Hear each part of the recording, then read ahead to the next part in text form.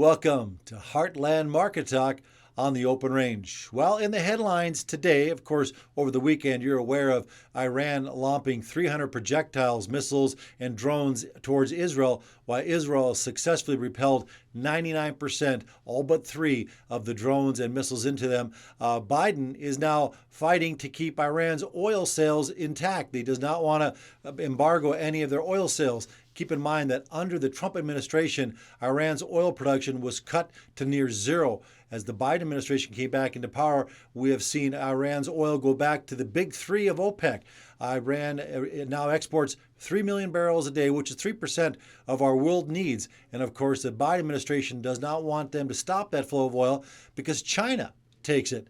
And of course, as we know, the Biden administration has been pro-China. Now, the House is trying to bring about a bill to limit those exports of oil from Iran to China. But even if they were to get it past the Senate and get it to the desk of the president, we know that Hunter Biden would not be present for the signing of that bill, and Biden will not likely sign this bill to halt exports of Iranian oil to China because oil around the world is fungible. So just loosening up that available supply would send oil prices higher, and during an election year, the Biden administration does not want to see that. So while the U.S. dollar now has been on its best run in a year, and Fed Chair Powell was out today reiterating that the rates are going to stay higher for longer. We've known this now for a while.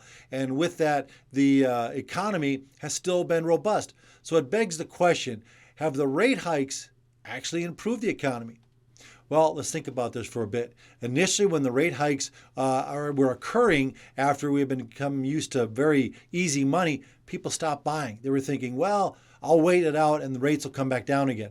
But now that the rates have been, in fact, staying high and are reiterated they'll be higher, and we're seeing with the inflation rates, things aren't backing off, people are now spending and they're picking up their buying in earnest, which of course is stimulating more orders, more needs for supplies. That is creating an economy that wants to continue to thrive, and we are not seeing inflation back off.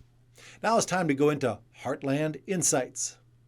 So in reference of the U.S. dollar today, we see that the dollar has been strengthening quite abruptly over the last week after the release of the CPI and PPI data that took out the February highs. We've now been en route to the upside, and it looks like we are targeting last fall's highs. Now remember, this rise from July of August was the reality that we knew that the rates were going to be rising and be higher for longer. That created that strong lift in the dollar. And of course, our spring break, or I should I say break last fall, was on the hopes that, no, actually, they're going to start lowering rates end of the year. Well, this has been changing, and now this longer higher is creating this lift here in the U.S. dollar, which is likely probably to re-challenge last September, October highs until we see economic data that can imply otherwise for these longer and higher rates that we're waiting on.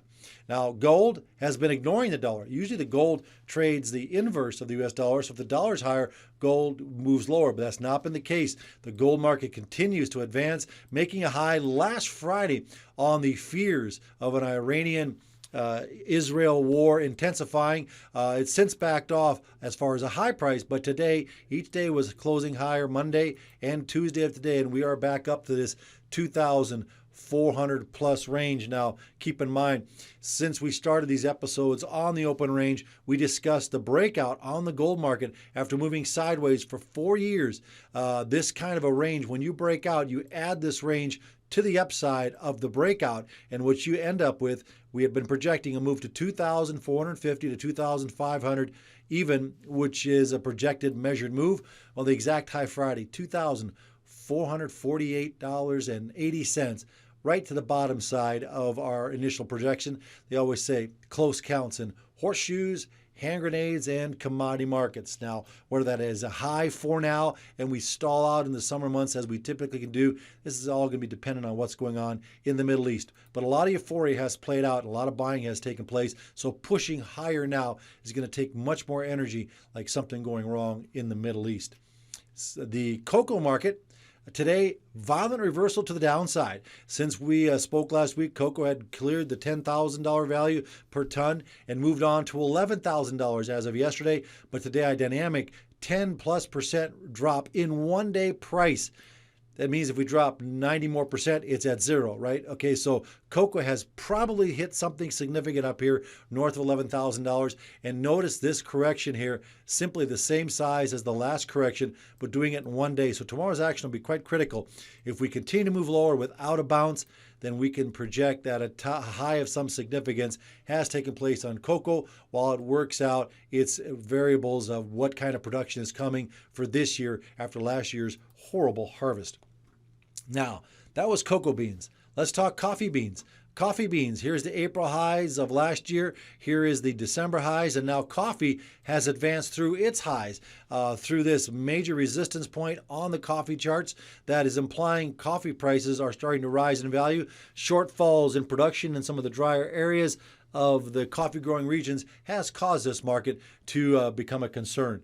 Now, as far as crude oil is concerned, the latest attacks have just helped crude oil maintain its uptrend, but we have not seen oil prices racing higher yet. It seems like the $87 value has stalled us out. We've been discussing $89 to $90 in the near term, probably still at play as we watch what's going on in the Middle East. It's time now for our segment, Question of the Day. We invite our viewers to send in your questions to info@heartlandinvest.com. Now, we did receive an email on what is the purpose of hedging. We hear of speculating, but what was the purpose of hedging? Well, hedging is the reason the commodity markets ever got their start well over 100 years ago. Grain prices seasonally would be high in the spring after the winter usage and looking to the summer, it might be dry. Prices would be high, so farmers would plant crops just to realize come harvest time, prices would collapse again as we go from feast or famine to feasting at harvest time. So they wanted some kind of mechanism where they could lock in a price for a future delivery of today's prevailing values. And that's where the futures markets came to be in the late 1800s. The Chicago Mercantile Exchange and the Chicago Board of Trade both were born, mostly the Chicago Board of Trade. And that's where we started getting this commodity hedging actually superseded speculation. We needed speculators to help create liquidity in the market, and that's where they were invited in. So hopefully that answers your question, and we invite you to send in more to info@heartlandinvest.com. Remember, you can always call us at 701-222-0221 or visit us online at heartlandinvest.com. While you're there, don't forget to check out our Heartland Market Talk podcast and sign up for our daily newsletter. And for producers, remember, we offer crop and LRP insurance as well. Thank you for watching this episode of Heartland Market Talk on the Open Range. We'll see you again next time.